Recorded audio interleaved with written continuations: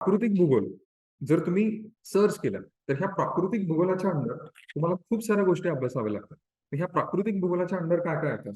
तर इथे येतं भूशास्त्र, त्याच्यानंतर इथे येतं हवामानशास्त्र, त्याच्यानंतर नेक्स्ट आहे इथे सागरशास्त्र, ओशनोग्राफी आपण त्याला म्हणतो. त्याच्यानंतर अजून इथे आहे जैवभूगोलशास्त्र. त्याच्यानंतर नेक्स्ट इथे येतं पर्यावरण भूगोल. लक्षात येते म्हणजे हा जो प्राकृतिक भूगोलाचा टॉपिक आहे तर त्या टॉपिकच्या अंडर हे एकूण 5 महत्वाचे सब सब्जेक्ट येतात.